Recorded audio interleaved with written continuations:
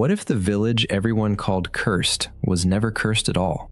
What if it was simply waiting through one bad winter and then another for the right man to wake up inside the wrong body? That is the question I want you to hold in your chest for the next 45 minutes. Not in your head, in your chest. Because the answer is not an answer of logic. It is an answer of refusal. The refusal of one broken man to accept that the place he opened his eyes in was already finished. My name is Luna. I am the one who reads the chronicles nobody else opens. I am the one who walks back into the burned villages of folklore and turns over the sea from the cold. A house where the man who is supposed to be the father has just opened his eyes inside a body that is not his own. His name in the world he just left was Sion Blackburn, 30 years old, Tokyo. Corporate analyst at a financial firm whose name does not matter because nobody will remember it in 50 years. He died at his desk on a Tuesday night, 16 hours into a shift he was not supposed to be working, with a half-cold cup of coffee at his elbow and a spreadsheet open on his second monitor that nobody, anywhere, was ever going to read. He died the way a lot of men die now, not in a war, not in a fire, just tired, just used up. Just one heart that decided it had paid enough. And then he opened his eyes, and the ceiling above him was not the ceiling of his apartment. It was wooden beams, black with smoke, cobwebbed, and cold. So cold that he could see his own breath rising in the dark like a ghost climbing out of his mouth. He tried to sit up and his body did not obey. The arms that lifted were not his arms. They were thinner, bonier, pale in a way his arms had never been pale, with old scars along the forearms that he had no memory of receiving. And under the rough wool blanket, his ribs pressed up through the skin like the ribs of a starving dog. That was the first thing Sion Blackburn understood in his new life. Before the language, before the system, before any of it. He understood simply that the body he was now living in was dying. And then he heard the voice. Small, cracked, close. Daddy? Hold there. Hold on that single word, because if you have ever been a parent, or if you have ever loved a child who was not yours, or if you have ever stood in a doorway and heard a small voice say your name in the dark, you already know everything you need to know about what happened next in that wooden house. You already know what Sion did. You already know what he chose. You have made the same choice in your own way in your own life. Maybe not for a child, maybe for a parent.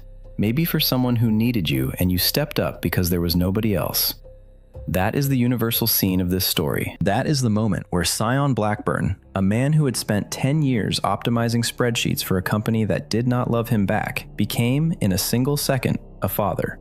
But I am getting ahead of myself. Let me take you back. Let me take you back to the very first minute after he opened his eyes. Because that is where the real story begins. Not in Tokyo, not in the dying, in the room, in the dark.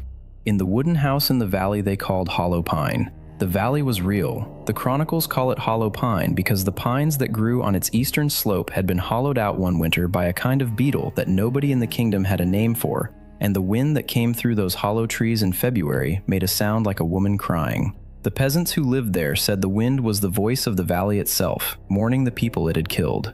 47 people had lived in the village at the start of the previous winter. 23 were left when Sion opened his eyes. The rest were under the frozen earth of the chapel yard or had walked away into the snow when they could no longer stand the hunger and were never seen again. The body Sion had woken up in belonged to a man named Ale. Well, let us call the original soul of that body Joran. Joran had been the husband of Hazel and the father of Emma.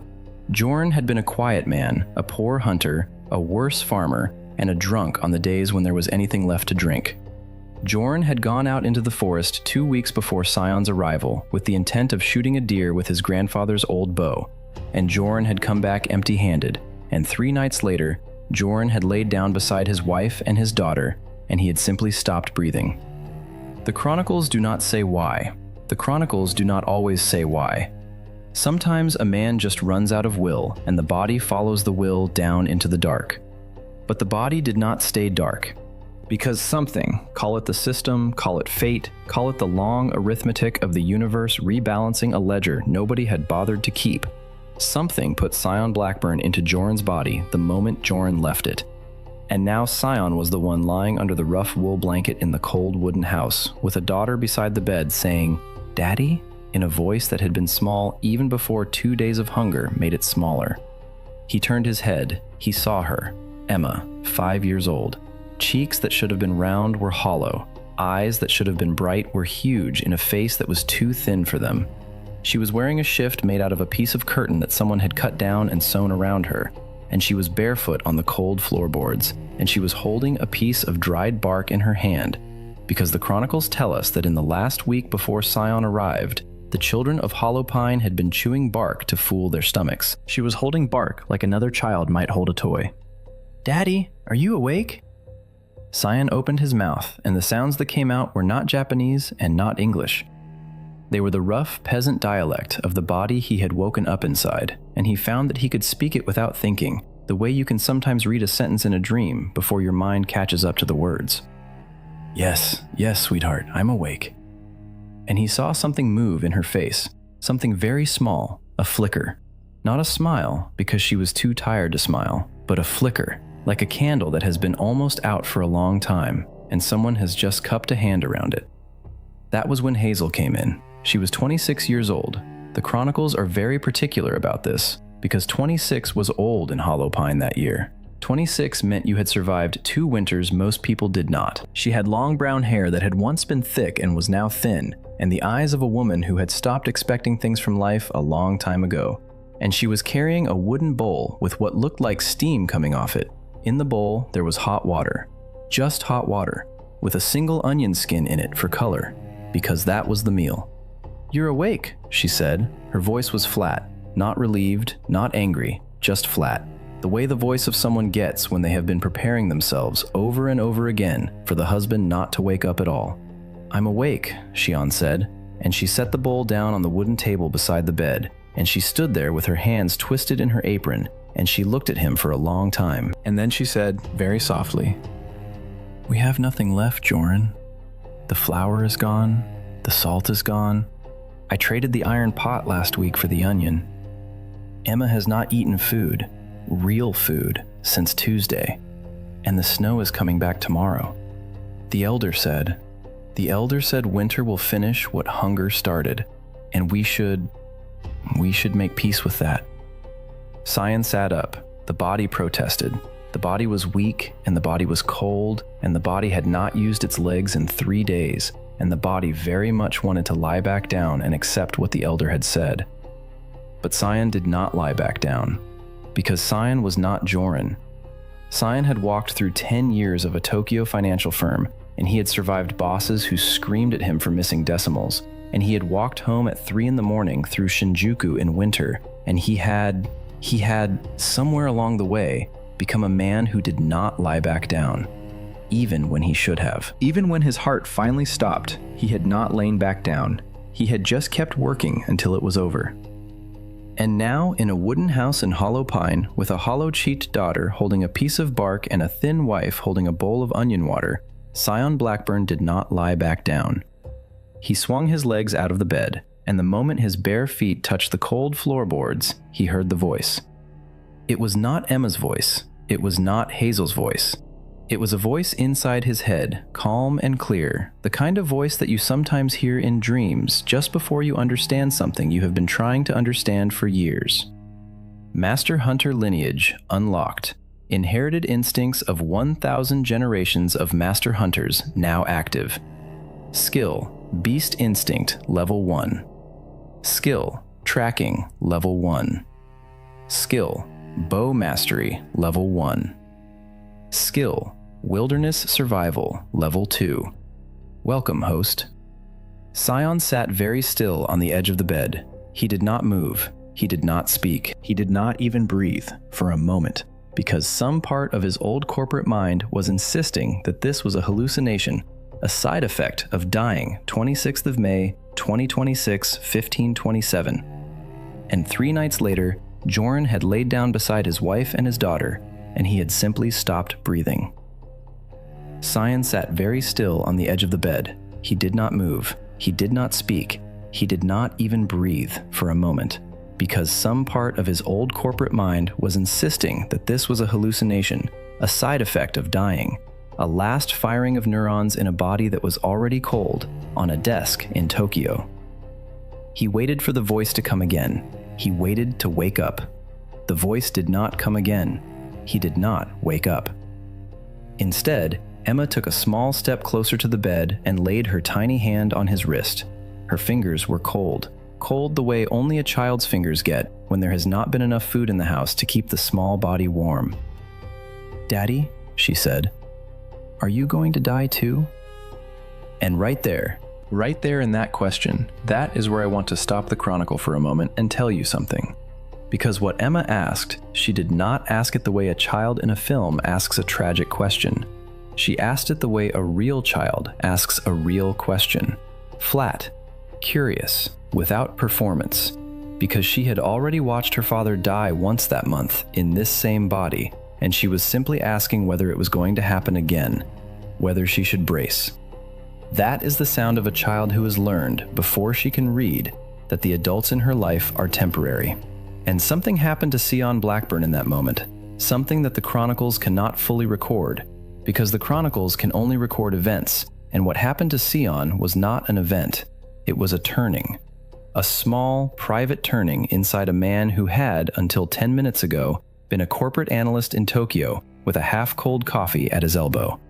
He reached out. He cupped Emma's small, cold face in his hand, and he said in the rough peasant dialect that his new mouth knew without being taught, "No, sweetheart, I'm not going to die, and neither are you." Hazel made a sound behind him, a small sound, not a word, just air leaving a chest that had been holding itself tight for a very long time. Sion stood up. The body did not want to stand. The body wanted to lie down and finish what Joran had started.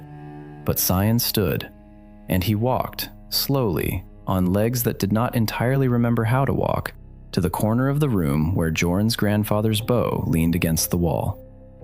The bow was old, the string was frayed. The arrows in the leather quiver beside it were 6 in number, and 3 of them had broken fletching.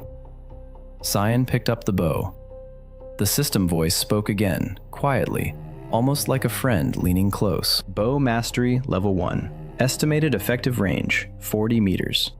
Estimated kill probability against medium game, 68%. Recommend hunt at dusk. Recommend target rabbit warrens at the western tree line. Welcome, host." Sion did not answer the voice. He did not have to. The voice was not asking. The voice was simply present. The way a good instinct is present. The way the part of you that has done a thing 1,000 times before is present, even the first time you sit down to do it. He turned to Hazel. "What time does the sun set here?" She blinked.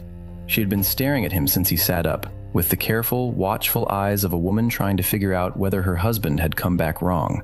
And his question, practical, calm, of this world, caught her off guard.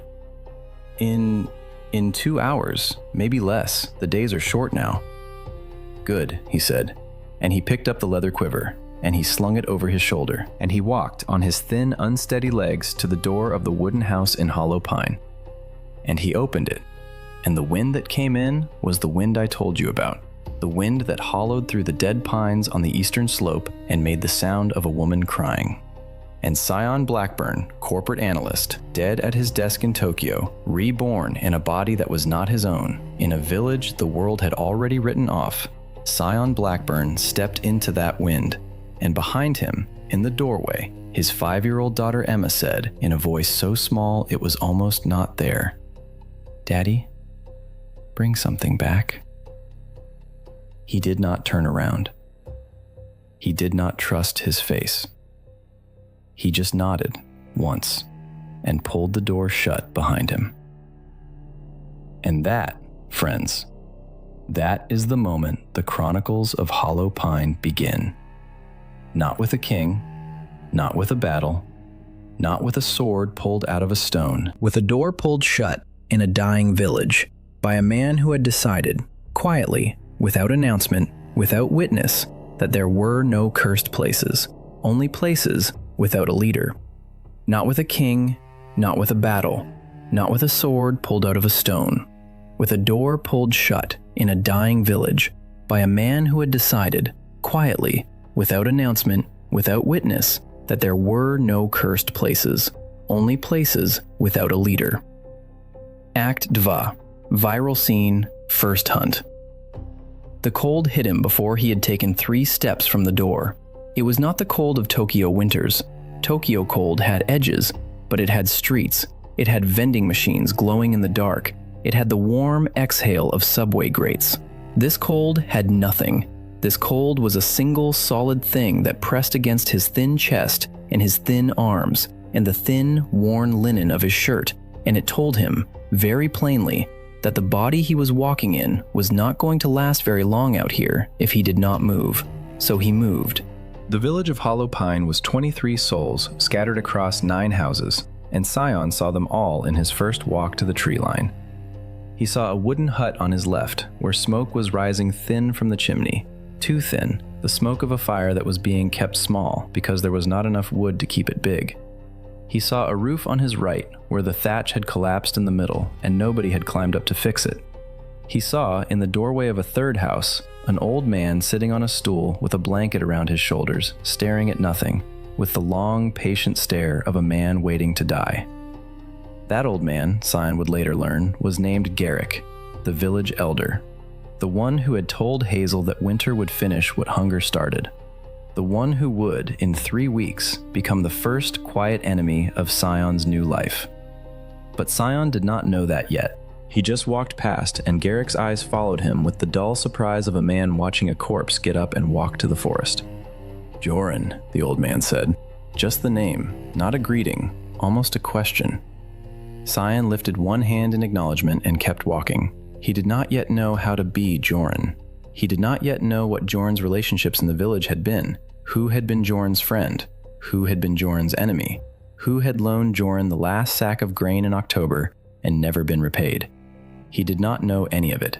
So he did the thing that good operators in any world do when they do not yet have the information. He said nothing. He kept his face neutral. He walked. And as he walked, the system spoke again, quietly, like a hand on his shoulder. Environmental scan. Wind. Northwest, 4 meters per second. Game trail. Detected. 200 meters ahead, 11 degrees right of current heading. Rabbit warren. Probable. Pheasant covert. Probable. Wolf signs. Minimal. Time to dusk, 98 minutes. Recommend. Take the trail. Shang took the trail. And here's the thing the chronicles do not tell you directly, but if you read them carefully, you can feel it underneath every line. The system was not doing the hunting for him. The system was not a cheat code. The system was something far more interesting. The system was the codified instinct of every master hunter who had ever lived in this world before him, downloaded into a body that had never drawn a bow. Which meant that when Sean knelt down at the edge of the game trail, his hands knew what to do before his mind did. His fingers checked the bowstring without his asking them to. His eyes scanned the snow for tracks without his telling them to. His breathing slowed without his deciding to slow it. The body that had been Joran's dying husk for a month was now being driven by 1,000 generations of men who had fed their families with this exact bow on this exact kind of evening in this exact kind of cold. It is one thing to be given a sword. It is another thing to be given the calm of every man who ever held that sword before you. Sion crouched. He waited. And 40 meters away, between 2 pine trunks, a rabbit stepped out onto the trail. Brown, lean, the hungry kind of rabbit that lives through bad winters because all the fat rabbits have already been eaten. Sion drew the bow. Joran's old arms, in the moment of drawing, did not shake. The system voice was quiet now. There was no commentary.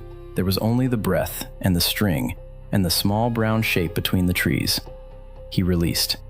The arrow flew, and the chronicles record that the first kill of Sion Blackburn's new life took place at approximately 93 minutes before sunset on the 14th day of the second winter month, in a stand of hollow pines on the western edge of the dying village, with a bow that an old drunk named Joran had inherited from his grandfather and had never once used to feed his own daughter. The arrow took the rabbit through the chest. The rabbit dropped without a sound. Sion did not cheer. Sion did not even smile. He just walked in his thin, worn boots to where the rabbit lay in the bloodied snow, and he picked it up by the hind legs.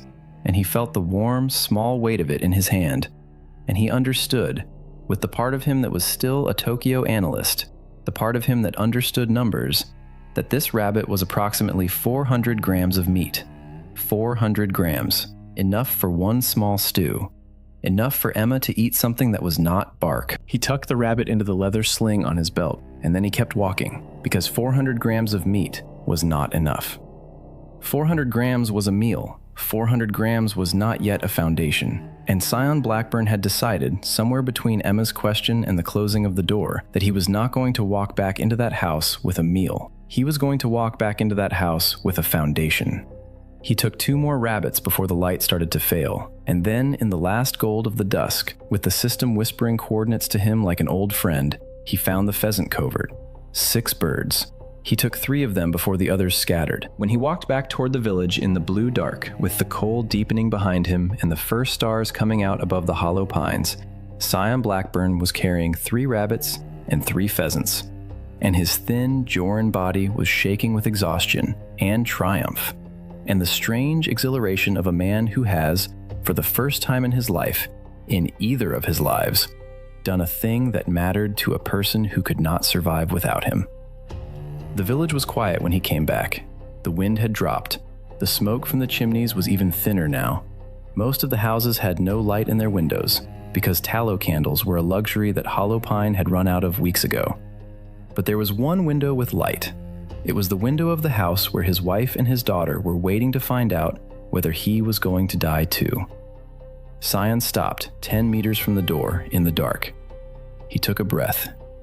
He let the breath out slowly into the cold, and then he walked the last 10 meters and he opened the door. And the chronicles record this next moment in detail, because the chronicles understand that it is the moment that everything else in the story is built on. Hazel was sitting at the wooden table. Emma was asleep on her mother's lap, wrapped in the thin blanket from the bed because the floor was too cold. The single tallow lamp on the table was burning down to its last finger of fat.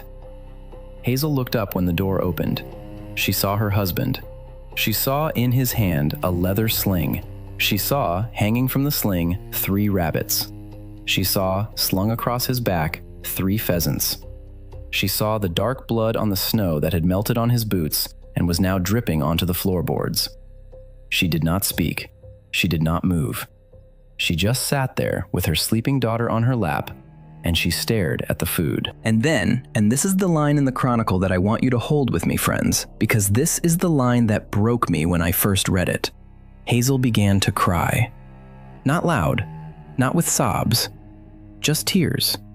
Just water running down a face that had forgotten how to make tears. Because tears require salt, and salt requires food, and there had been no food. She cried silently, with her sleeping daughter on her lap, and she said, in a voice that was barely a voice, "Joran, there is so much." Sion set the rabbits down on the table. He set the pheasants down beside them. He knelt by the table. He knelt, because his legs were finally giving out from the cold and the walk and the strange, triumphant exhaustion. And he put his hand, very gently, on the small foot of his sleeping daughter where it stuck out of the blanket. Emma's foot was warm, just slightly, just from being against her mother. And Sion said, in the rough peasant dialect that his new mouth knew without being taught, "Hazel, wake her up. We are going to eat." That, friends, is the scene the chronicles call the first meal of Hollow Pine. It is not, by any reasonable measure, an important historical moment. 3 rabbits and 3 pheasants are not the kind of thing that gets remembered in textbooks. The emperor in his capital, 1,000 kilometers away, did not feel the air shift when a peasant girl named Emma woke up in the lamplight and saw food on the table. But the chronicles record it anyway.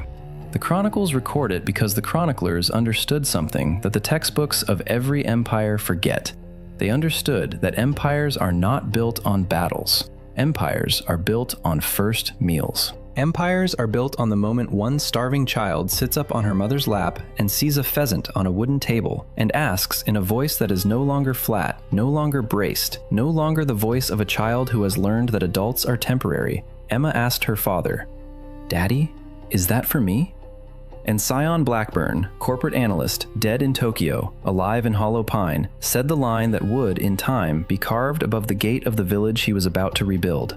He said, "Yes, sweetheart, and there is going to be more tomorrow." Act 3. Ascent. Building. By the 7th day, Sion had killed a deer. By the 14th day, he had killed a bear. By the 21st day, the smoke rising from the chimney of his house was thick again, the smoke of a fire that did not need to be small because there was now wood stacked along the wall and meat smoking in the rafters, and Hazel's cheeks were no longer hollow under her eyes. And the village had started to notice. The first to come was a boy named Tomas. He was 11 years old. His father had walked into the snow in the previous winter and not come back, and his mother had been one of the women who lay under the frozen earth of the chapel yard. He lived with his grandmother now, in the house with the collapsed thatch, and he had been watching Sion go into the forest every dawn for 2 weeks. He came to the door on the morning of the 15th day, and he stood there with his bare red hands twisted in the front of his shirt, and he did not knock. He just stood there, the way children stand when they want something and they do not have the vocabulary to ask for it. Sion saw him through the window. Sion opened the door. "Tomas," the boy looked up. "You know how to set a snare?" Sion asked. Tomas shook his head very slowly. "Come on then," Sion said. "Today you learn." And that is the moment the chronicles call the first apprentice of Hollow Pine. Not because it was a ceremony, not because anyone signed anything, but because the chroniclers, looking back, understood that the first time Sion Blackburn taught another human being how to feed himself, the village stopped being a collection of dying people and started being something else. Started being a school. By the end of the 3rd week, 4 more had come. 2 men, Petrick the widower and old Mads, who had been a carpenter before his hands stopped working, and 2 boys, and finally, in the 4th week, a woman named Lena, who had been a baker before the flour ran out, and who came to Sion's door not to learn hunting, but to ask if he had any pheasant bones, because she remembered, dimly, how to make a broth that could feed 3 people from 1 bird if you knew what you were doing. Sion gave her the bones. He also gave her 2 whole pheasants, and he asked her, quietly, if she would teach Hazel. She said yes. And so the house of Sion Blackburn in the dying village of Hollow Pine, in the bitterest month of the worst winter in a generation, became Lon without any announcement, without any ceremony, without any title attached to the man at the center of it, became the place where the village learned how to live again. The chronicles record what was taught in those 4 weeks: how to set a snare for rabbit, how to read pheasant tracks, how to skin a deer without wasting the sinew, how to smoke meat over a slow fire so that it would keep through the spring, how to render fat for tallow so that there would be candles, how to dry pine needles for tea against the cough that had been killing the old, how to repair a thatched roof with green branches and pitch when there was no fresh straw. And it records something else, something the chronicles return to again and again, because the chroniclers understood that this was the strange engine at the center of Sion Blackburn's rise. It records that he did not charge. He did not take a portion of the kill from his apprentices. He did not demand a tax. He did not, as Garrick the Elder pointed out, with a sour mouth, in the 3rd week, he did not behave like a man who understood the economics of survival in a dying village. He behaved, Garrick said, like a man who thought there was going to be enough. And the chronicles, when they record that line, put a small mark beside it. Because the chroniclers understood that the sour observation of an old man on a stool in the doorway of his collapsing house was actually the most important sentence anyone said in Hollow Pine that winter. Sion Blackburn behaved like a man who thought there was going to be enough. And because he behaved that way, 23 starving people in 9 broken houses in a valley the world had written off slowly began to behave that way too. By the end of the 1st month, the village had a routine. 3 hunting parties went out each dawn. Sion led one, Petrick led another, Tomas, who was now 12 and everything but birthday, led a 3rd with 2 of the older boys.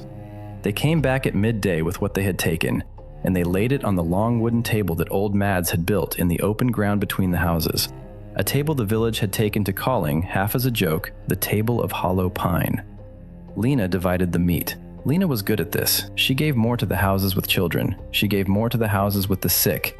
She gave more, quietly, to Garrick's house, because Garrick was old, and Garrick was sour, and Garrick was, although nobody said it out loud, beginning to understand that the world he had been preparing himself to die in was not going to die after all. And Lena, who was kind in the way that bakers are sometimes kind, did not want him to feel left out of the world that was being born. In the evenings, the houses had light again, tallow candles, small ones, but light. And from the window of Sion Blackburn's house, anyone walking past on the path between the chapel yard and the well could see, through the glass, a man and a woman and a small girl sitting at a wooden table eating from a pot, with steam rising in the lamplight. The villagers walking past did not stop. They did not stare. They just nodded to themselves and kept walking. Because the chronicles tell us, and I believe the chronicles on this, that the deepest comfort of a recovering village is not the food itself. It is the sight of other people through other windows, sitting at other tables, eating. It is the sight of a thing that 2 months ago you were sure you would never see again. But friends, I want you to hold something with me here at the end of the first month. I want you to hold the fact that Garrick the Elder was watching. Garrick was sitting on his stool in his doorway with his blanket around his shoulders, and Garrick was watching Sion Blackburn rebuild his village without asking him for permission. And Garrick, who had been the elder of Hollow Pine for 31 years, who had buried 2 wives and 3 children in the chapel yard, who had told Hazel in the cold week that winter would finish what hunger started, Garrick was beginning, in the small, sour place behind his eyes, to feel something that he had not felt in a very long time. He was beginning to feel useless. And there is a thing the chronicles know, that the chroniclers learn by watching village after village rise and fall across the long centuries of the kingdom. The chronicles know that a starving man is dangerous. The chronicles know that a betrayed man is dangerous. The chronicles know that a humiliated man is dangerous. But the most dangerous man in any village, the man you should watch most carefully, the man who will, in the end, do the thing that breaks everything, is the old man who has just realized that he is no longer needed. Garrick watched Sion teach Tomas how to skin a deer, and Garrick, on his stool in his doorway, made a small decision. He decided that when the tax collector of Baron Aldrich came down the road in the spring, as the tax collector always came down the road in the spring, Garrick was going to have a very interesting conversation with him about a peasant named Joran, who had, against all the natural laws of Hollow Pine, stopped being Joran. The spring came late that year.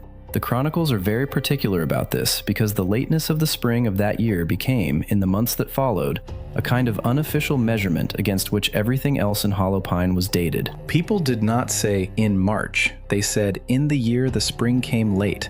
They said in the year the snow stayed on the chapel roof until the feast of Saint Aren. They said it the way people say in the year my father died, or in the year my first child was born, as a private calendar marker, a thing that meant something only to them. The snow stayed on the chapel roof until the 7th of April, and on the 9th of April, a man on a thin gray horse came riding down the road from the eastern pass. His name was Corvin Tallow, and he was the tax collector of Baron Aldrich of Stone Creek, and he had been the tax collector of Baron Aldrich for 11 years, and in those 11 years he had ridden into 143 villages, and he had taken from each of them exactly as much as the Baron's parchment said he should take, no more and no less, because Corvin Tallow was an honest man in the narrow and dangerous way that some servants of bad masters are honest. He rode into Hollow Pine on the 9th of April, expecting to find what he always found in Hollow Pine in April. He expected to find 6 or 7 gaunt families. He expected to find Garrick the Elder on his stool in his doorway. He expected to be told, with the long, sour humility of dying villages, that there was nothing this year, that the winter had been hard, that the Baron's mercy was requested. He expected, in the end, to take what little there was and to ride away with a thin sack of grain and 3 or 4 pelts, the way he had taken thin sacks and 3 or 4 pelts from Hollow Pine in April for 11 years running. What he found instead was a village with smoke rising thick from every chimney. He found a long wooden table in the open ground between the houses, with 3 deer hides stretched on frames beside it, drying in the spring sun. He found a boy of 12, Tomas, although Corvin did not know his name yet, standing by the well with a rabbit in each hand, looking up at the horse with the open, curious eyes of a child who has been eating regularly for 2 months. And he found Garrick. He found Garrick sitting on his stool in the doorway of a house whose collapsed thatch had now been repaired with green branches and pitch. And Garrick was beckoning him over. Beckoning. Not waiting for the tax collector to come to him. Beckoning. With one bony finger. Corvin Tallow had been the tax collector of Baron Aldrich for 11 years, and no peasant elder had ever beckoned him before. Peasant elders cringed. Peasant elders bowed. Peasant elders did not beckon. He dismounted. He tied his horse to the post by Garrick's door. He went over. Garrick did not get up. Garrick did not offer him a drink. Garrick just looked up at him with the small, sharp eyes of an old man who had been preparing for this conversation for 4 months. And Garrick said, in a voice that the chronicles record exactly, "The man you want, tax collector, is the man in the third house. His name on the parchment is Joran, but that is not who he is." And Corvin Tallow, who had ridden into 143 villages and had heard every kind of grievance an old peasant could whisper, felt something in the back of his neck go cold. Because what Garrick said next was not a grievance. It was something else, something larger, something that, if it was true, if it was even a little bit true, was going to require a much longer conversation than Corvin had planned for. Garrick said, "He woke up in that body in the winter, and since he woke up, the dead village has stopped dying. And I do not know what kind of thing he is, but I know it is not Joran, and I know the Baron should hear about it before someone else does." That is the scene the chronicles call the betrayal at the doorway. It is recorded in 7 different versions in 7 different chronicles, and the differences between them are small but important. One chronicle says that Garrick wept while he was speaking. One chronicle says that he laughed. One chronicle says that he was paid for what he said, with 3 silver pieces that he later spent on wine and never finished. The chronicles do not agree on the small things, but they agree on the large thing. They agree that on the 9th of April, in the year the spring came late, the elder of Hollowpine sold the man who had fed his village to the tax collector of the man who had let his village die. He did not sell him for the silver. The silver came later, and Garrick, who was old and sour, but not actually stupid, knew that 3 silver pieces were a small thing and not the real reason. The chronicles, when they look closely, understand the real reason. The real reason was the thing I told you about at the end of the 3rd act. Garrick had realized that he was no longer needed, and a man who has been the elder of a village for 31 years, and who has watched a stranger inside a familiar body, make him useless without ever once raising a voice against him, is a man who will, in the end, do something to be needed again, even if the thing he does is to burn down everything he was elder of. The chronicles know this. The chronicles have seen it before. The chronicles will, I am afraid, see it again. Corvin Tallow did not ride to the 3rd house that day. He was not a stupid man either. He understood that whatever was happening in Hollowpine was larger than a single tax visit, and he understood that the right move was to ride back to Stone Creek and tell the Baron in person, before some rival in the Baron's court got the news from another mouth. He thanked Garrick. He did not pay him yet. He mounted his thin gray horse, and he rode east. He did not look at the 3rd house as he passed. He did not look at the long wooden table in the open ground. He did not look at the deer hides drying in the sun. He kept his eyes straight on the road, and he rode out of Hollowpine the same way he had ridden in, and Sion Blackburn, who was at that moment 2 kilometers away in the forest, teaching Petrick the widower how to read a deer track in soft spring mud, did not even know he had been there. But he would find out.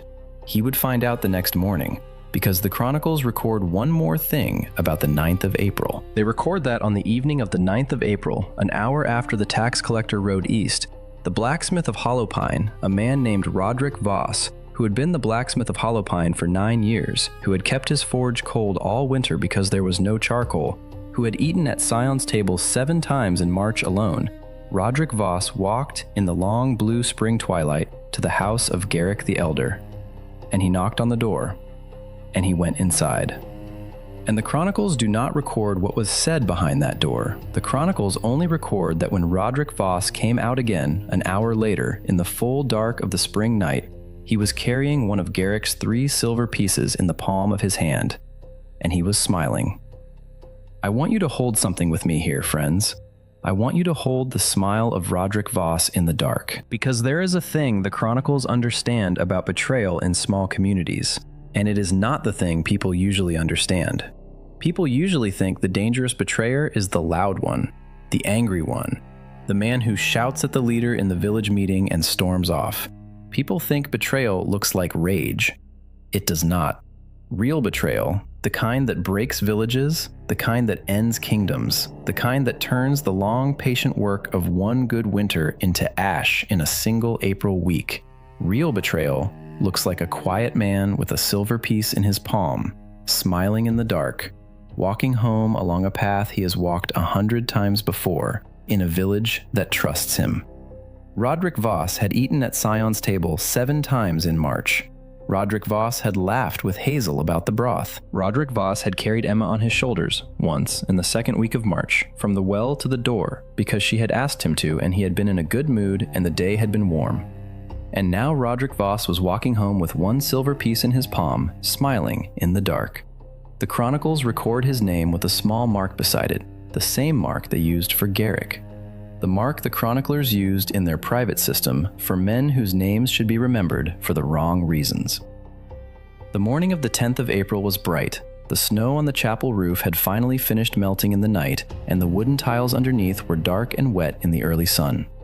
Sion was at the long table in the open ground sharpening a knife when he saw Lena the baker walking toward him from the path. She was walking too fast. That was the first thing. Lena did not walk fast. Lena, who had been a baker before the flour ran out, and was once again a baker now that there was flour again, walked with the slow, careful steps of a woman who had spent her whole working life carrying hot trays.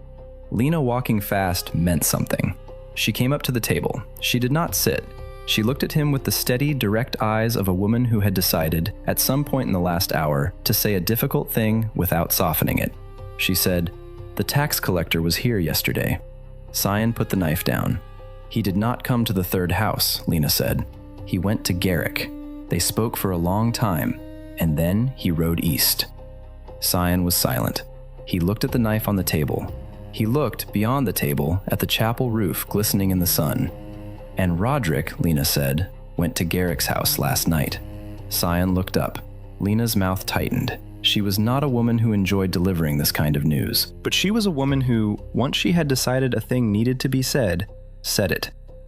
"Sion," she said, and the Chronicles note here that this was the first time anyone in Hollow Pine had called him by the name Sion rather than the name Joran, although nobody in Hollow Pine was supposed to know that name was his.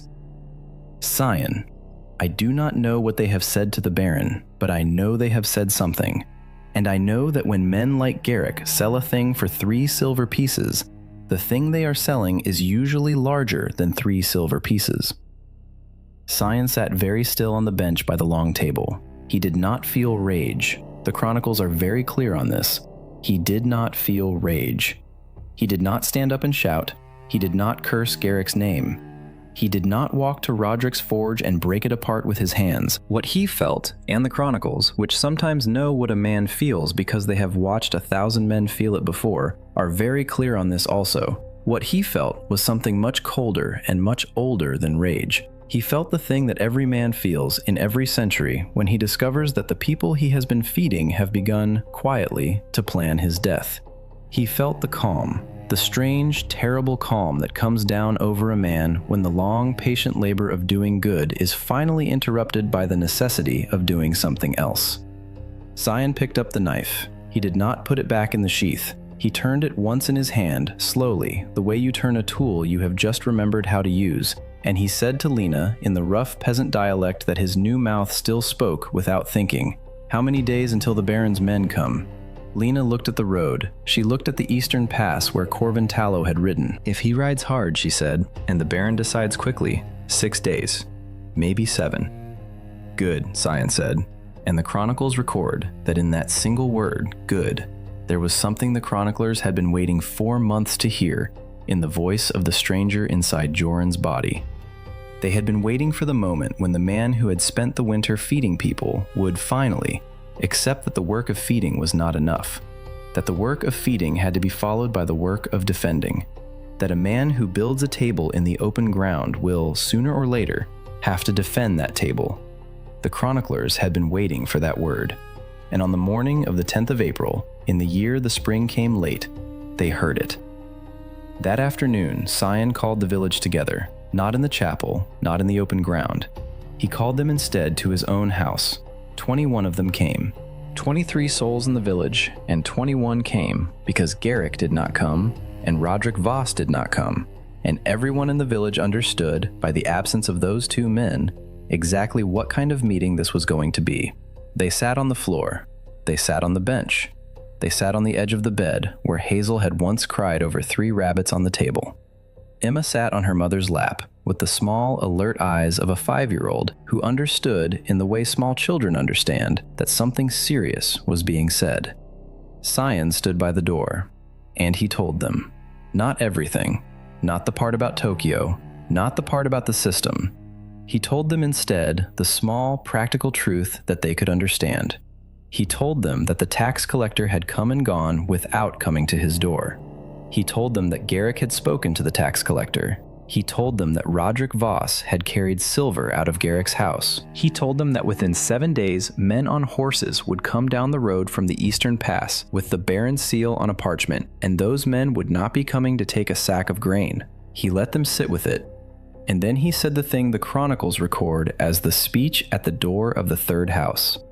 It is not a long speech. The chroniclers respect that. They record it in full because it is not the kind of speech that needs editing. He said, I will not ask any of you to fight. The men who come will be soldiers. You are not soldiers. If they come and you stand aside, they will not hurt you. They will hurt me. They will hurt Hazel. They will hurt Emma. They will take whatever they decide is worth taking, and they will ride east, and the village will go on without me. That is one road. There is another road. The other road is that we do not stand aside. The other road is that when the men come, they find a village that has decided, together, that it does not belong to the Baron anymore, that it does not belong to anyone except the people who live through the winter together. The other road is harder. The other road costs more. The other road may end with some of us in the chapel yard before the summer. I am not going to choose for you. I am going to walk into my house now, and I'm going to sit at the table with my wife and my daughter, and I'm going to wait. If by tomorrow morning you have decided to take the first road, no one will think less of you, and I will leave with my family before the men come, and you will be safe. If by tomorrow morning you have decided to take the second road, knock on my door, and we will begin. He went inside. He closed the door, and the chronicles record that the 21 villagers sat for a long moment in the open ground in front of the third house, in the bright spring sun, with the snow finished from the chapel roof and the deer hides drying on their frames, and nobody spoke. And the 6 days. The chronicles call the next 6 days the 6 days of Hollow Pine. There are whole books about them. There are songs. There is a children's rhyme that survived into the 3rd century after, in a village 200 kilometers north, that begins, On the first day they sharpened, on the second day they dug, and goes on for 11 verses. The rhyme is, by the standards of children's rhymes, surprisingly accurate. On the first day they sharpened, every blade in the village, every axe head, every old hunting knife that had been used for skinning rabbits and had not been used for anything else in 20 years. Sion did not have a forge. Roderick had the forge, and Roderick was not coming to this meeting, so they sharpened with whetstones. They sharpened in the open ground. They sharpened where Garrick could see them from his doorway, and the chronicles record that Garrick watched with his small, sharp eyes, and Garrick did not get up from his stool, and Garrick did not say a word. On the second day, they dug. Sion took the 4 strongest men, Petrick, Old Mads, whose hands, it turned out, still worked well enough for a shovel even if not well enough for a chisel, and 2 younger men named Bryn and Jorund, and he walked them to the narrow place in the road, half a kilometer east of the village, where the road came down between 2 stone outcrops. The place where horsemen would have to come single file. The place where, if you dug a trench across the road and covered it with brush and earth, a horse coming at a canter would break its front legs. They dug for 9 hours. They covered the trench with green branches and the early spring leaves. They put down a thin layer of dirt over the branches. And then Sion stood back and he looked at it, and the system voice, which had been quieter through the spring, almost dormant, Almost like a thing waiting for a reason to speak again, the system voice came back and it said, "Trench position optimal. Estimated effectiveness against mounted unit of 6. 4 horses disabled on first pass. Recommend archers at 35 meters behind eastern outcrop. Recommend secondary trap at withdrawal route." Welcome back, host. Sion almost smiled. It is the first time in the Chronicle of the 6 Days that any of the sources record Sion almost smiling. It is a small detail. The chroniclers, who are careful about small details, put a small mark beside it, because they understood that the man who had spent 4 months feeding a starving village had, on the second of the 6 days, remembered something about himself that the long, quiet winter had let him almost forget. He remembered that the body he was living in was a hunter's body. And a hunter, in the end, is not a man who feeds. A hunter, in the end, is a man who decides which thing leaves the forest alive. On the 3rd day, they made the bows. Not the long war bows of the kingdom's professional archers. Those took 2 years of seasoned yew and the patience of a craftsman, and hollow pine had neither. They made short hunting bows, the bows Sion had taught them to make in March, when the apprentices had multiplied past the point where Joran's grandfather's old bow could go around. They made 11 of them in 1 day, working in the open ground around the long table. Petrick shaped the staves. Old Mads notched the nocks. Lena, who had baker's hands and knew about tension, sat with the bowstrings in her lap and braided them from the gut of the deer that had been killed on the 2nd day. Sion walked between them. He did not work on the bows himself. He walked and he checked and he said small, quiet things. That knock is shallow, pull it deeper. That grip is dry, oil it with the fat from the rabbit fry. And the chronicles record that this was the day the villagers began, without anyone saying it, to call him by the title that would later be carved above the gate. They did not call him elder. They did not call him lord. They called him, in the rough peasant dialect of the valley, The one who walks between. It is not a flattering title. It does not translate well. It means approximately, the man who moves between the workers and does not work himself, but who, by moving, makes the work happen. It is the title peasant communities give to the man who has stopped being a peasant without ever quite becoming a master. It is the title of a leader in a place that does not yet have the vocabulary for leaders. On the 4th day they practiced. Sion took the 11 new bows and the 4 old ones, and he lined up 15 villagers along the eastern slope behind the outcrop, and he taught them, in 1 afternoon, the only thing he had time to teach them. He did not teach them archery. Archery takes years. He taught them instead the single thing the system whispered to him as he stood behind them. Volley discipline. Recommend, do not aim. Recommend, loose at the count. Recommend, the count is mine. So he taught them the count. He taught them to draw on 1, to hold on 2, and to loose on 3. He taught them that the arrow did not need to find a man. The arrow needed only to fall in the place where men would be. He taught them that 15 arrows falling in the same place at the same time would do, to a column of 6 horsemen on a narrow road, what 15 arrows could not do if each archer was hunting his own target. He taught them, in other words, the thing that every army in every century has had to teach its farmers when the farmers were the only soldiers it had. He taught them to be one bow. Tomas was the youngest in the line. Tomas drew on 1, held on 2, loosed on 3, and his arrow went into the soft spring earth 15 meters from where it should have gone. Tomas's face went red. Sion crouched beside him. "Tomas," he said, "look at me." Tomas looked. "You do not have to hit anything," Sion said. "You only have to lose at the count. The arrow that misses is still part of the volley. The arrow that misses still makes the horsemen think there are more of us than there are. Do you understand?" Tomas nodded. "Good," Sion said. "Then you are already a soldier." And the chronicles record, with the small mark they used for moments the chroniclers could not improve by adding anything to them, that Tomas's face changed in that moment.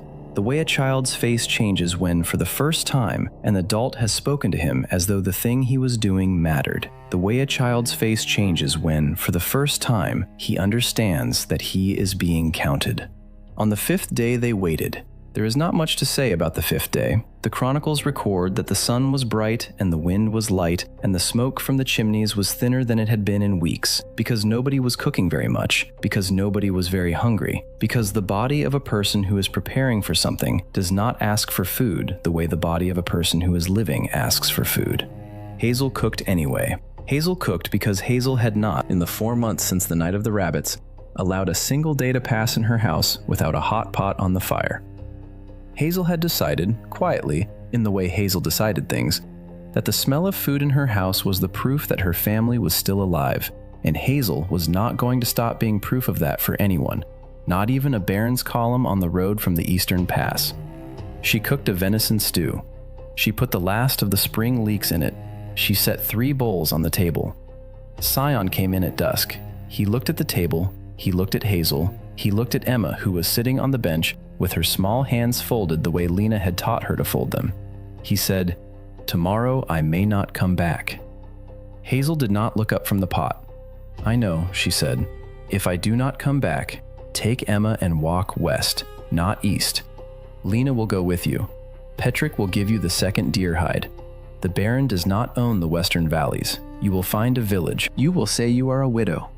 "I know," Hazel said. She turned then. She looked at him with the steady, direct eyes that the chronicles, much later, would compare to Lena's, the eyes of a woman who had decided that she was no longer going to be the woman who weighed less than her firewood. She said, "Sion."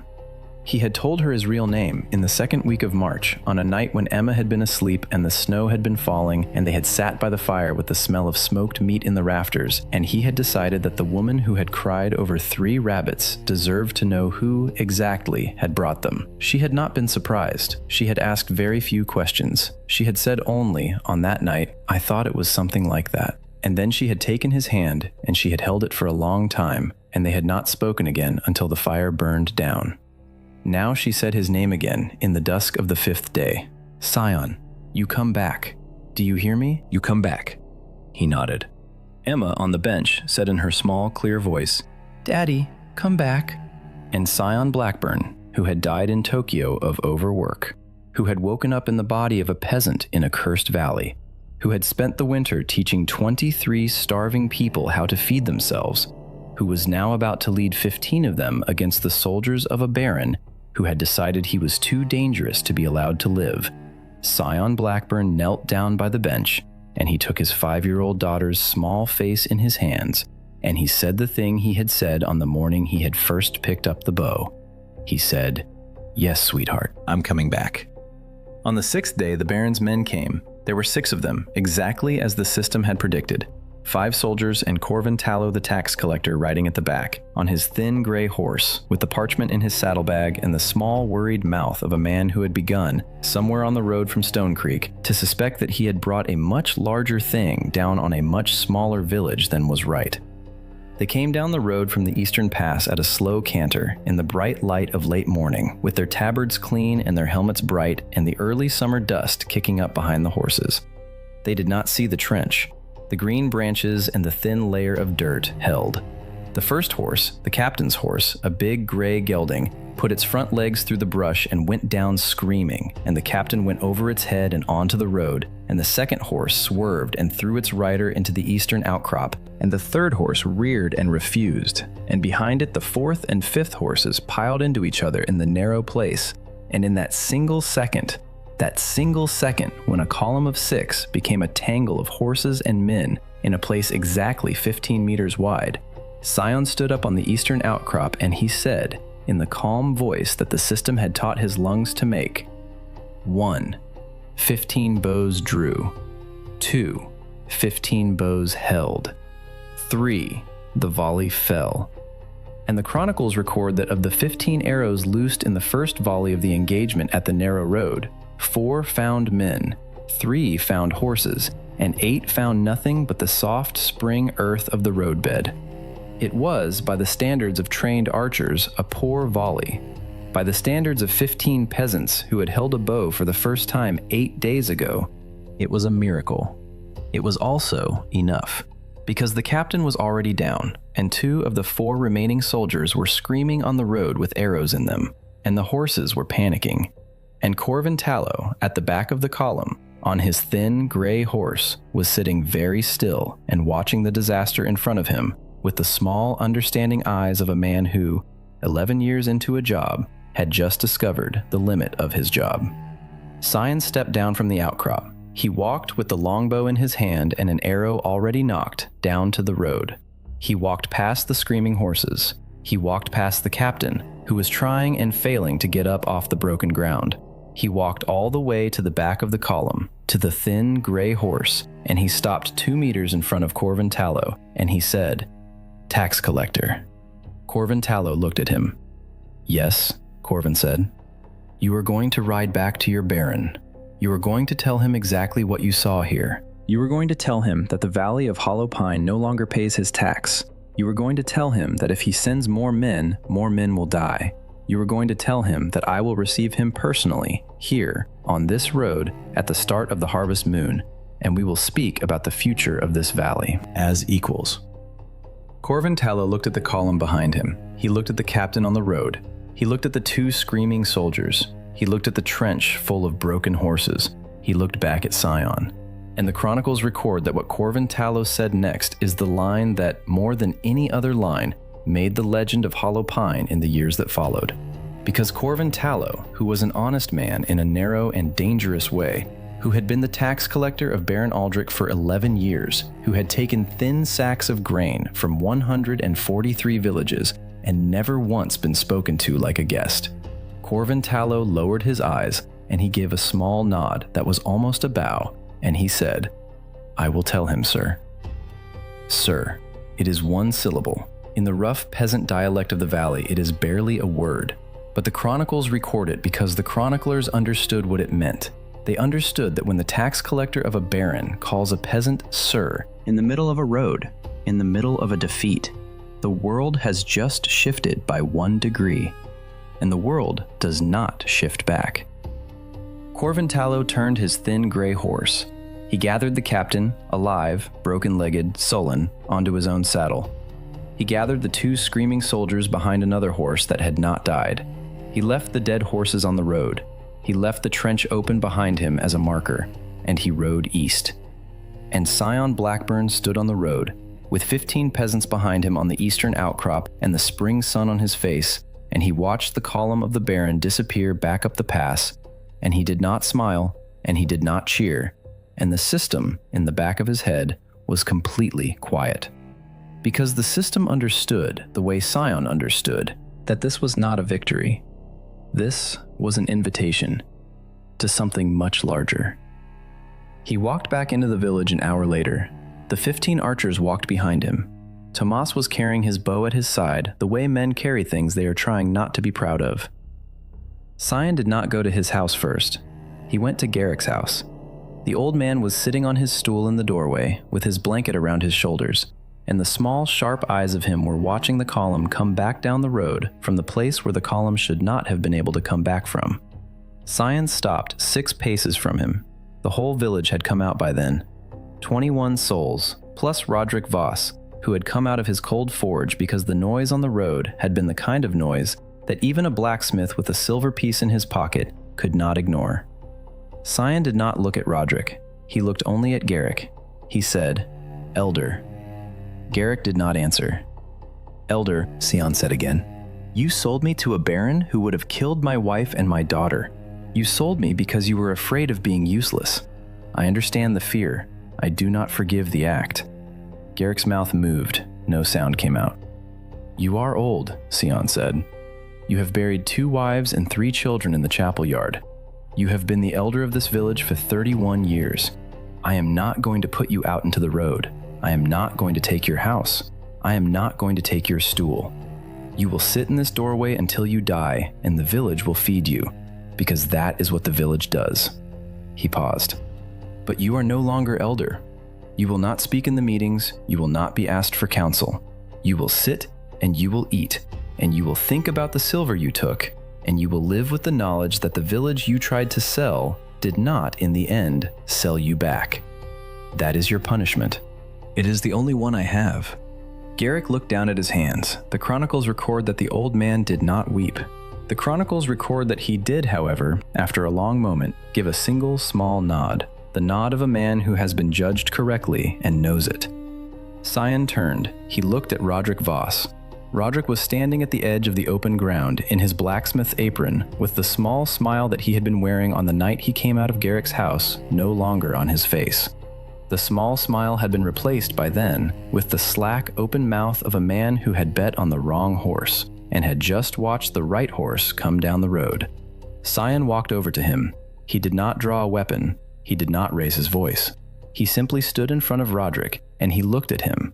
And he said the thing the chronicles record as the words at the forge. He said, "You ate at my table." Roderick did not answer. "You carried my daughter on your shoulders," Sion said. Roderick did not answer. "I am not going to kill you," Sion said. "I am not going to put you out. I am going to do something worse. I am going to tell every person in this village what you did, and then I am going to let them decide whether they buy their nails from your forge or whether they walk 3 days to the next valley to buy them. I am going to let the village judge you every day for the rest of your life, with the small judgment of where they spend their copper. And one of two things will happen. Either you will earn your way back, or you will leave. I do not care which. The choice is yours. The judgment is theirs." He turned away. He walked, finally, to his own house. He opened the door. Hazel was standing in the middle of the room, with Emma on her hip, and the venison stew was on the table, and the smell of leeks was in the air, and the late spring sun was coming through the small window onto the wooden floorboards. Hazel said, "You came back." Sion said, "Yes." And Emma, 5 years old, hollow no longer, her cheeks soft with 2 months of stew and bread and the deep, slow sleep of a child who is no longer braced for her father to die, Emma laughed. She laughed because her father had come through the door. She laughed because there was food. She laughed because she was 5 years old and the sun was bright and the bad thing had not happened. And the chronicles record that Sion Blackburn, who had not wept in either of his lives, sat down on the bench by the table and put his face in his hands. And in the kitchen of the third house in the dying village of Hollow Pine, in the year the spring came late, with his wife standing in the doorway holding their daughter, the man who had walked between the workers finally, for one short moment, for the only moment the chronicles record, finally allowed himself to be a man who had been afraid. Akt 5. Empire. Reckoning. A year passed. The chronicles compress this year into a single chapter, and I will compress it into a single passage, because the truth about the year that followed the 6 days is that very little of it was dramatic. Very little of it was the kind of thing that makes for good chronicle. It was, instead, the slow, daily work of a village that had decided, on a road in April, that it no longer belonged to anyone except itself. The summer crops came in heavy. The autumn hunts brought in enough meat to fill 4 smokehouses. Old Mads built the smokehouses. Lena taught 3 women how to make winter bread from the heavy autumn wheat. Petrick married the widow Anya, who had walked over the pass from the next valley in June with 2 children and the news that other villages had heard about Hollow Pine and were beginning to ask questions about whether the same thing could happen to them. 2 more families came over the pass in July, 3 in August. By the end of September, there were 38 souls in the valley, not Twerk, as the first day of the new calendar of the valley. A child born to Petrick and Anya was named, without anyone consulting Sion about it, Sion Petrickson. He cried, the chronicles say, when they told him. That is the second time in the chronicle that they record him crying. They do not record a third. The valley was renamed in November. It was not Sion's idea. It was Lena's. She came to the long table one morning with a wooden plank in her hand and a small knife, and she said in her flat baker's voice, "I am going to carve a new name over the gate. The old name is for old things. We need a new name." And she carved, in the rough, deep letters of a woman who had baker's hands and not chisel's hands, but who was determined anyway, the 2 words that the valley would carry from that day forward into the centuries that followed. Valley of Plenty. She nailed the plank over the wooden gate that old Mads had built in October at the mouth of the eastern pass. The plank was not pretty. The letters were uneven. The chronicles record, with the small, affectionate mark the chroniclers used for things they loved, that the plank stayed there for 43 years, and that when it finally rotted and was replaced, the replacement plank, carved by a proper craftsman, with even letters and a varnish, was taken down within a month, because nobody in the valley could agree that it looked right. They made Lena's plank again, with uneven letters, with a baker's hand. That is the kind of village it became. Baron Aldrich of Stone Creek came down the road from the Eastern Pass on the 15th day of the harvest moon. He came with 12 men, not soldiers, retainers, stewards, a scribe. He came without armor.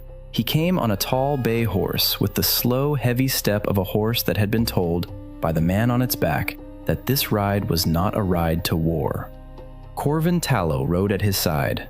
Corvin had become, in the year since the road, something more than a tax collector. He had become the Baron's interpreter of the valley. He had become the one who explained, in the long winter evenings in the Baron's hall, what had happened on the road in April, and why the Baron had not, after thinking about it for a year, sent a second column. The Baron was a clever man. The chronicles are fair about this. He was not a kind man, but he was a clever man, and he had understood, by the second month after Corvin came back, that the right move was not war. The right move was the long road.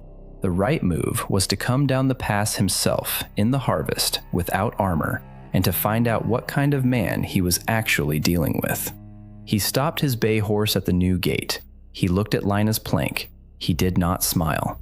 But Corvin, beside him, saw the corner of the Baron's mouth move in a way Corvin had seen only twice in 11 years. The gate opened.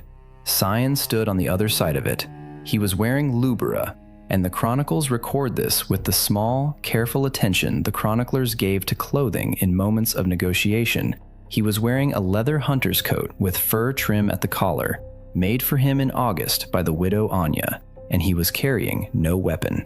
Behind him, in a loose half-circle, stood 12 men of the valley, also unarmed, also in proper coats, also clean-shaven and clear-eyed, and visibly, undeniably, well-fed.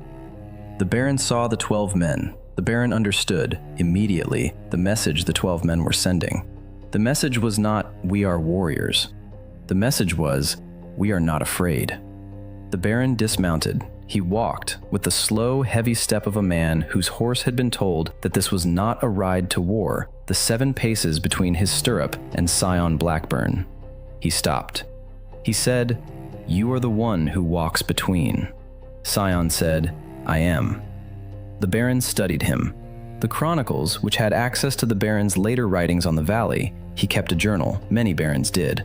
The chronicles record that what the Baron saw in that moment was not the dangerous peasant the captain had described after the road. What the Baron saw was a man whose eyes were calm in the particular way the Baron's own father's eyes had been calm. A way the Baron had not seen in a very long time. A way the Baron, in the long winter evenings in his hall, had begun to suspect he himself no longer possessed. The Baron said, "Corvin tells me you wish to speak as equals." Sion said, "I do." "You understand," the Baron said, "that this is not how the kingdom works." "I understand," Sion said, "that this is how this valley works. The kingdom is a larger conversation. We can have it, but we will have it here, at this gate, with our feet on the same earth, not with mine kneeling." The Baron was quiet for a long moment, and then, and this is the moment the chronicles call the equal step, and the moment that, more than any other moment, would later be cited by every village in the kingdom that began to think about its own arrangements with its own Baron, Baron Aldrich of Stone Creek did the thing that the chroniclers had not expected him to do. He took one step forward. It was a small step, 6 inches maybe, but it brought his boot exactly level with Sion's boot, on the same patch of earth at the same height. It was the step a man takes when he has decided, in a single second, that the man in front of him is not a peasant. He held out his hand. Sion took it. They shook once, briefly, the way men shake when they are agreeing to a thing larger than the handshake itself. And the Baron said, "Then we will speak, here, as equals, about the future of this valley, and perhaps about the future of the valleys to the south, which have begun, I am told, to ask interesting questions." Sion said, "Then come inside. My wife has made stew. And the chronicles record that the Baron of Stone Creek, who had not eaten in a peasant's house in 23 years, walked through the gate of the Valley of Plenty, past Lena's uneven plank, past the long table in the open ground, past the smokehouses that old Mads had built, into the third house, where Hazel, in a green dress that Anya had sewn for her in October, was ladling venison stew into wooden bowls. Emma was sitting on the bench. She was 6 years old now. She had 2 front teeth missing.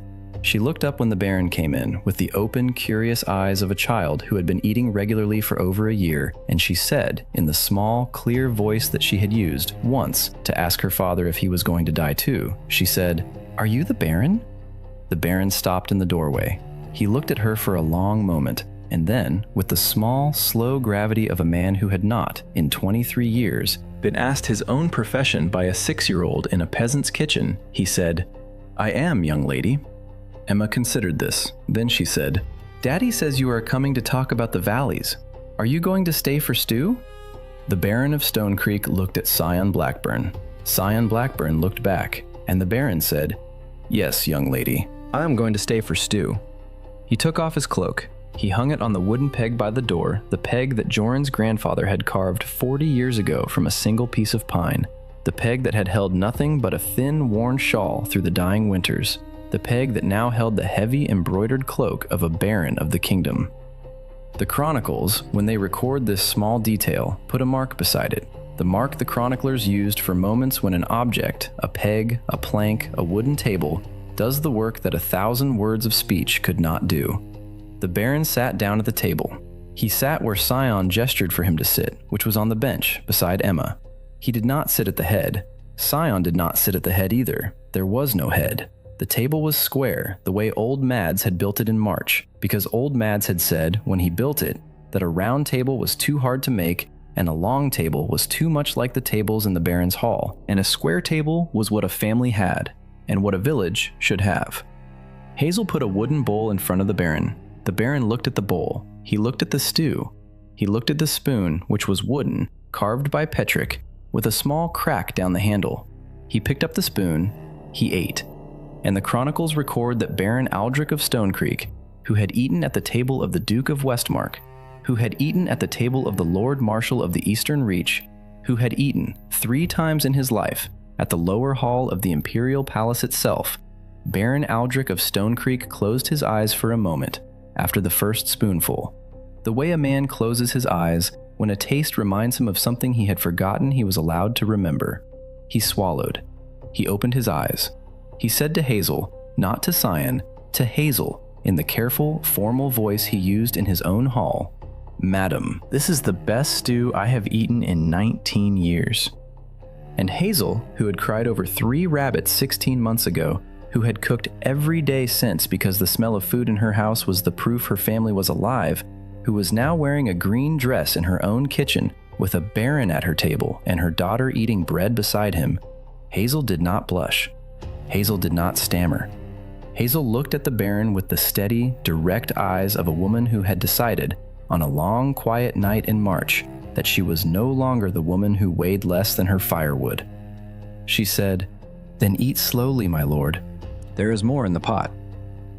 The Baron laughed. It was a small laugh, a surprised laugh, the laugh of a man who had not, in some long count of years, been spoken to in his own language by a peasant woman in a green dress. He bowed his head just slightly to Hazel, and then he turned to Sion, and he said the line the chronicles record as the opening of the equal conversation. He said, "Sion of Hollow Pine, I came here today to negotiate the tax of this valley. I am going to do something else instead. I am going to ask you what you want, and I am going to listen." Sion put down his spoon. He looked at the Baron for a long moment. And then he said the 4 sentences that the chronicles in the centuries that followed would carve into the stone above the gate of the valley capital, when the valley capital existed, when there was such a thing as a valley capital, which on the day of the harvest moon there was not yet, but which on the day of the harvest moon was already in the bowls of stew on a square wooden table, beginning to be. Sion said, "I want no more cursed valleys. I want no more children who learn before they can read that the adults in their lives are temporary. I want no more elders who sell their villages because they have been made to feel useless. I want a kingdom where the table is square, and the stew is hot, and the door is closed against the cold, and everyone, my lord, everyone, has a seat." The Baron of Stone Creek did not answer immediately. He picked up his spoon. He took another mouthful of Hazel's stew. He chewed slowly. He swallowed. And then he said, in the careful, formal voice he used in his own hall, the voice he had used to bend his knee to dukes and lord marshals and once, 3 times in his life, to the emperor himself, "Then, Sion of Hollow Pine, we have a great deal to discuss." They discussed it for 3 days. The chronicles record those 3 days in extraordinary detail, because the chronicles understood that what was being negotiated around a square wooden table in a peasant's kitchen in a valley nobody had cared about 18 months ago was not a tax arrangement. It was the first crack in the kingdom. It was the first time in the long memory of the chroniclers that a baron of the realm had sat down with a peasant, without armor, without retinue, without the polite fiction of feudal authority, and negotiated a thing that was not a surrender and was not a treaty, but was something else. Something the kingdom did not yet have a word for. The chronicles, much later, would invent the word. They would call it a charter. The Charter of Hollow Pine ran to 14 clauses. It established that the Valley of Plenty would pay an annual contribution to the Barony of Stone Creek, not a tax, a contribution, in grain and pelts, the amount of which would be set each year by mutual discussion. It established that the Baron's men would not enter the valley without invitation. It established that the valley's people would not be conscripted into the Baron's wars except in defense of a shared border. It established that disputes between the valley and the barony would be settled at the gate, on the same earth, with both parties standing. And in the 14th clause, the clause the chronicles call the Quiet Clause, the clause that, more than any of the others, would shake the kingdom when news of it traveled, the Charter of Hollow Pine established that any other village in the barony of Stone Creek which wished to adopt the same arrangement could do so, with the Baron's consent, on the same terms. It was an opening. It was a door. It was, the chronicles record, the door through which 170 villages in the southern provinces would walk, over the next 4 years, into a relationship with their lords that had not existed in the kingdom for 6 centuries. Baron Aldrich of Stone Creek signed it. Sion of Hollow Pine, who still, technically, in the parchment records of the kingdom, was a peasant named Joran, signed it. Hazel signed it as witness, with the slow, careful letters of a woman who had taught herself to write that summer, with Lena sitting beside her on the bench by the fire, with Emma watching from her mother's lap. Lena signed it as witness, with the rough, confident letters of a woman who had carved a plank. Old Mads signed it as witness, with an X, because old Mads had never learned to write but had decided, at 63, that an X from his hand was as good as a letter from any other. The Baron's scribe witnessed it with a seal in red wax. Corvin Tallow witnessed it with a small, sober nod, because Corvin understood, by then, that the thing he was witnessing was the thing that would, in time, be taught to his grandchildren in schools that did not yet exist. The Baron mounted his bay horse at the gate on the 4th morning, with the parchment of the charter in a leather case at his hip. He looked down at Sion. He said, "It will not be quiet after this." Sion said, "I know." "There are men in the capital," the Baron said, "who will not like what we have done here. Men older than me. Men with more horses than me. Men who think the kingdom is a thing that should not be opened, because what comes through an opened door is not always what one wished for." "I know," Sion said. The Baron studied him for a long moment, and then he said the line that the chronicles record as the warning at the gate. He said, "The Emperor will hear of this within the month. And when the Emperor hears of a thing, the Emperor sends a writer. Not an army, Sion, not at first. A writer, with a parchment. And on the parchment will be a single sentence, and the sentence will be a summons, and the summons will be to the capital. And when the writer comes, and he will come, you will have a choice. You can refuse the summons, and you will become a rebel, and the armies will follow. Or you can accept the summons, and you will ride into a city that is older and crueler than anything you have yet seen, and you will stand in a hall of marble in front of a man who has eaten kings, and you will say, with your peasant's mouth, the thing you have said in this kitchen." The Baron paused. "I do not know," he said. which choice you will make. I do not know which choice is the right one. I only know that the rider is coming, and I wanted you to know it before he came." Sion nodded once. He said, "Thank you, my lord."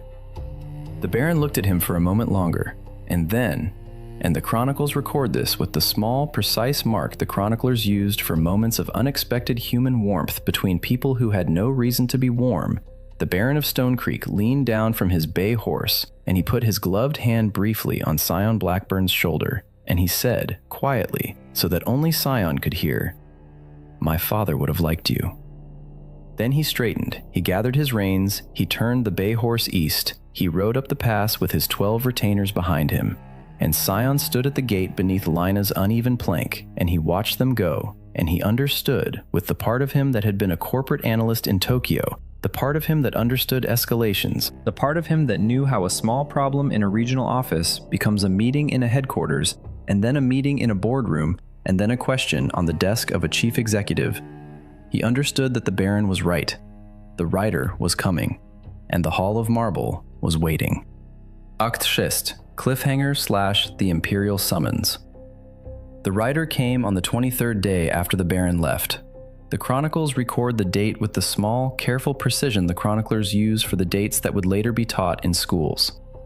They record that the rider came at dusk, in the last week of October, in the year the spring had come late and the autumn had come long and full, with the leaves on the western slope already gold and the smoke from the smokehouses thick and constant against a sky that was clear and cold.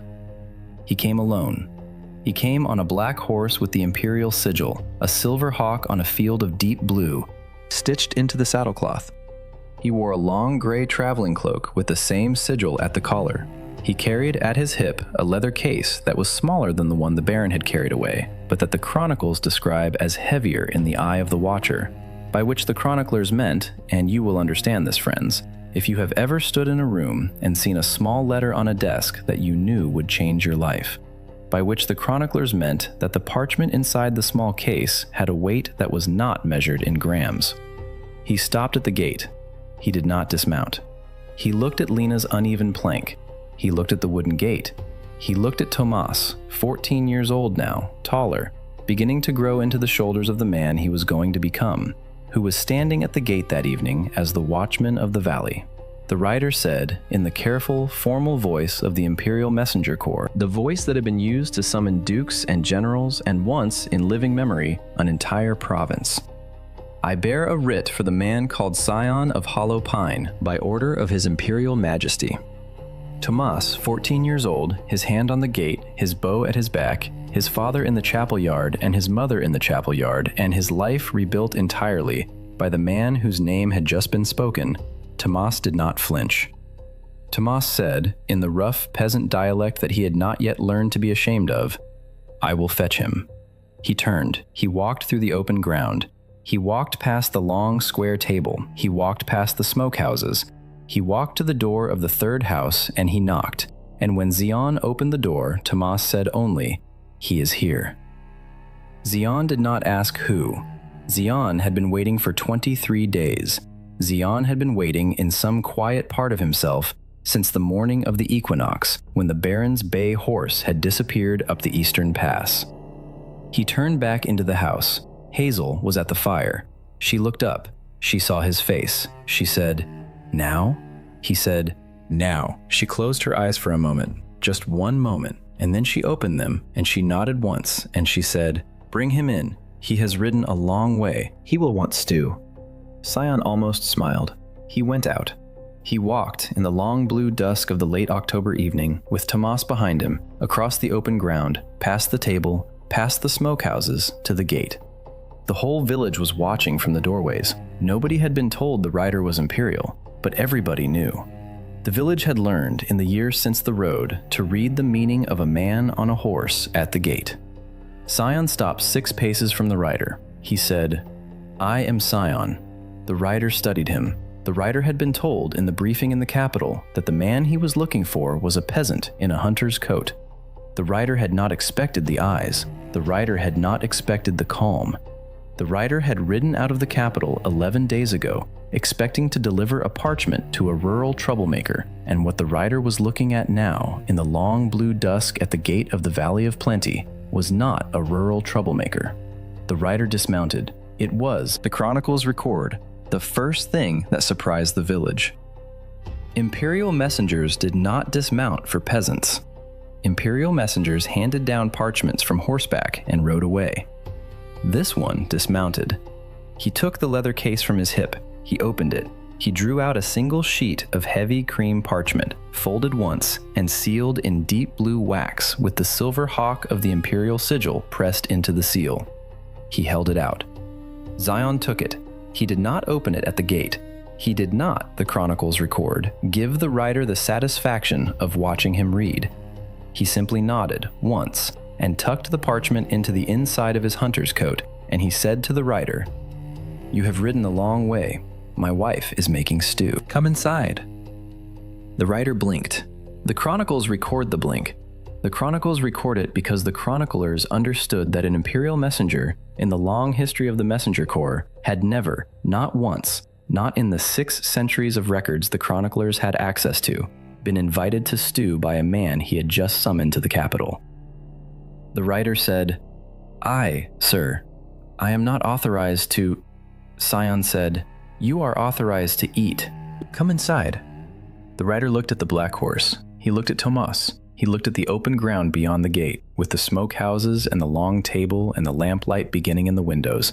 He looked back at Sion, and then, and the chronicles record this with the small, careful mark the chroniclers use for moments when the empire itself, in the person of one of its smallest servants, took an unexpected step, the imperial messenger nodded. He led his black horse through the gate. Tomas closed the gate behind him. They ate at the square wooden table. The rider, whose name, the chronicles record, was Halden Veer, third son of a minor noble house from the Western Marches, 26 years old, 4 years in the messenger corps, unmarried, with a mother in the capital who still wrote to him weekly.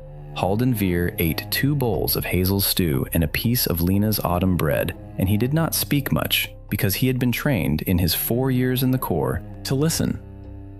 What he heard at the table was Emma asking him whether his horse had a name. What he heard was Hazel asking him whether he wanted more bread. What he heard was Petrick, who had come over from the next house when he saw the imperial sigil at the gate, asking him, with the open practical curiosity of a man who had lived through 1 winter of starvation, and was now, against all expectation, the father of a healthy son, asking him whether the roads east were safe at this time of year for a woman traveling with a young child. Halden Veer answered each question carefully. He said his horse was called Ash. He said yes, more bread. He said the roads east were safe until the second snow, after which they were not. He did not, the chronicles record, mention the parchment again. He understood, because Halden Veer was, like Corvin Tallow before him, a quietly intelligent man in the service of a power that did not always reward intelligence. He understood that the parchment in Sion's coat was now a thing between Sion and the parchment, and that his job, as the messenger, was finished. He stayed the night. He slept in old Mads's spare room. He rode east at dawn, and Sion Blackburn sat at the square wooden table in the empty kitchen of the third house, with Hazel asleep upstairs and Emma asleep upstairs, and the fire down to embers, and he took the parchment out of his coat, and he broke the deep blue seal. He read it once. He read it again. He sat for a long moment, with the parchment flat on the wooden table in front of him, and he did not move.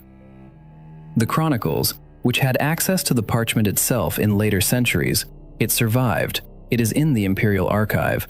It is, the chroniclers note, in surprisingly good condition for a document over 600 years old.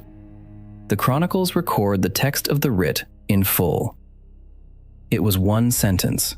It said, "By the hand and seal of His Imperial Majesty Theron IV, Emperor of the 6 provinces, Keeper of the Marble Hall, Father of the Kingdom, the man called Sion of Hollow Pine is summoned to attend the Emperor in person at the Marble Hall on the first day of the new year, to answer for the document known as the Charter of Hollow Pine, and to speak, in his own voice, the truth of what he intends." That was all. There was no threat, there was no promise. There was no offer of safe conduct and no offer of escort, and no description of what would happen if he came, and no description of what would happen if he did not. There was only the summons. And the date. The first day of the new year was 68 days away. Sion folded the parchment slowly. He put it back in the leather case the writer had given him. He sat for a long time at the table with the embers low and the house quiet, and he thought. He thought about Tokyo. He thought about the desk and the half-cold coffee and the body that had stopped breathing.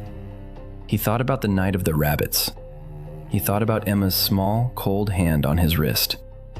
He thought about the road in April and the trench and the moment Tomas had knocked on the door. He thought about Hazel in the green dress. He thought about Lena's plank. He thought about the Baron's gloved hand on his shoulder. He thought about a hall of marble he had never seen, in a city he had never visited, with a man on a throne who had, the Baron had said, eaten kings. And the system, in the back of his head, quiet since the road, quiet since the negotiation, quiet for the whole long autumn of harvest and smokehouses and Lena's plank, the system spoke again. It spoke softly, the way it had spoken on the very first day, when he had picked up Joran's grandfather's bow. It said, "Host, recommendation withheld. This decision is yours alone." Sion almost laughed. He sat in the empty kitchen with the fire down to embers, and he put his hand on the leather case with the imperial summons inside it, and he made his decision. He stood up. He climbed the wooden stairs. He went into the small room where Hazel was sleeping, with Emma curled against her side, and he stood for a long moment in the doorway, looking at them in the dim light of the single banked candle. Hazel opened her eyes. She did not ask. He said, "I am going." She closed her eyes again, just for one moment, and then she opened them, and she said the thing she had said on the dusk of the 5th day, when he had told her about the men coming from the eastern pass. She said, "Then you come back. Do you hear me, Sion? You come back." And Sion Blackburn, corporate analyst, dead in Tokyo, alive in the Valley of Plenty, summoned to the Marble Hall to answer for a document that was beginning to crack a kingdom. Sion Blackburn nodded once, in the dim candlelight of the small upstairs room, with his wife's eyes on him and his daughter's small breath rising and falling against her mother's side, and he said, "I will." He left on the morning of the 1st day of December. He took one horse, a chestnut mare that Petrick had bought in October from the next valley over, with the silver the charter had brought in. He took a leather satchel with bread, smoked venison, a flint, a knife, and the parchment of the imperial summons folded inside the leather case. He took the hunter's coat that the widow Anya had made for him in August. He took Joran's grandfather's bow, restrung and oiled, slung across his back. The whole village came to the gate to see him off. 38 souls now. 23 who had survived the winter, plus the families who had come over the pass, plus Petrick and Anya's son Sion Petrickson, 11 months old, in his mother's arms, with the round, full cheeks of a child who had never known hunger. Tomas held the gate open. Lena handed Sion a wrapped loaf of autumn bread for the road. She did not say anything. She nodded once. Old Mads, who was 64 now, and whose hands had begun to be a little worse again with the cold, but who was still the man who had built the table and the smokehouses and the gate, old Mads put his rough, wide palm flat against Sion's chest, once, briefly, the way men in the valley had begun to greet each other in the year since the road. It was not a hug. It was something older than a hug. It was the gesture the valley had invented for itself, without knowing it was inventing anything, in the long autumn evenings around the square table. Old Mads said, "Walk between, brother, and come back." Hazel walked him to the gate. Emma was on her hip. Emma was 6 years old, and her 2 front teeth had grown back in, and her hair was the color of the autumn wheat that Lena baked into bread. Sion stopped at the threshold. He looked at his wife. He looked at his daughter. He did not speak. He had said what needed to be said in the small upstairs room, in the candlelight, in the night. There was nothing to add. Hazel reached up. She touched his face once with the back of her hand. She said, "Sion." He said, "Hazel." Emma, on her mother's hip, said in her small, clear voice, the voice that had asked, 16 months ago, whether her father was going to die too.